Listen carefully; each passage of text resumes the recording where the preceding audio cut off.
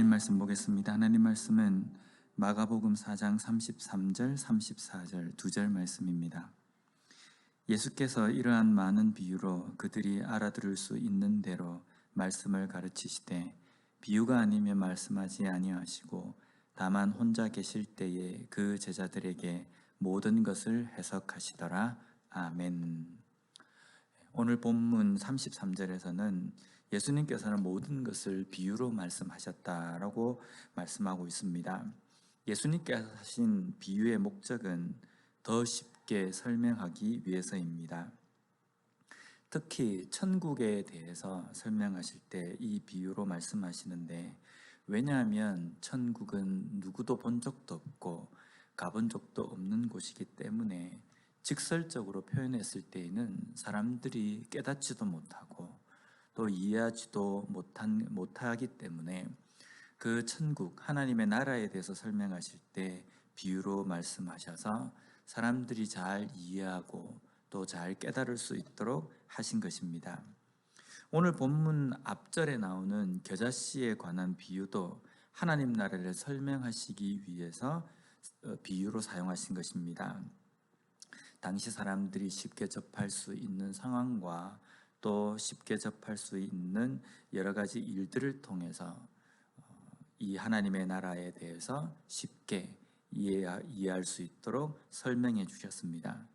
그런데 한 가지 중요한 사실이 있습니다. 34절 말씀을 보면요, 비유가 아니면 말씀하지 아니하시고 다만 혼자 계실 때에 그 제자들에게 모든 것을 해석하시더라. 여기 보면 예수님께서 비유가 아니면 말씀하지 아니하셨다라고 되어 있습니다. 여기에 모든 것을 예수님께서는 비유로만 하셨다라는 뜻이 아니라 천국 복음, 하나님 나라에 대해서 말씀하실 때에 그 내용만 비유로 말씀하셨다라는 뜻입니다. 왜냐하면 여기에 비유가 아니면 말씀하지 아니하셨다라고 할 때 이 말씀하다라는 이 단어가 헬라어로 얼랄레이라는 단어로 사용되어져 있습니다. 이것은 말씀하시되 습관적으로 지속되게 말씀하셨다라는 의미가 포함되어 있습니다. 천국 복음을 말씀하실 때에는 항상 모든 것을, 천국 복음에 대한 것은 반드시 비유로 말씀하셨다라는 의미입니다. 그런데 비유라는 것이 사람들이 잘 이해할 수 있도록 이 비유로 말씀하셨는데, 오늘 본문에 보면 34절 후반절에 보면 다만 혼자 계실 때에 그 제자들에게 모든 것을 해석하셨다라고 말씀합니다. 이해하기 쉽도록 비유를 사용하셨는데 제자들에게 그것을 해석해야 할 필요성이 있는 상황이 되었다는 것, 이상하지 않습니까? 그런데 이것은요, 천국 복음을 깨닫고 이해하고 받아들이는 것은 이 비유를 듣는 것으로 인하여서 되는 것이 아니라는 겁니다. 천국 복음, 하나님 나라에 대해서 잘 깨닫고 이해하기 위해서는 하나님과 함께 있어야 한다는 겁니다. 예수님과 함께 할 때에 그 천국 복음의 비밀을 깨달을 수 있다라는 겁니다. 여기에 보면 예수님께서 혼자 계실 때에 그 제자들에게 모든 것을 해석하셨다라고 말씀합니다. 여기 그 제자들에게라고 되어 있는데 이 부분의 헬라어로는요, 이디오이스 마데타이스라고 되어 있습니다. 이것을 직역하면 이렇습니다. 그에게 속한 제자들이라는 뜻입니다.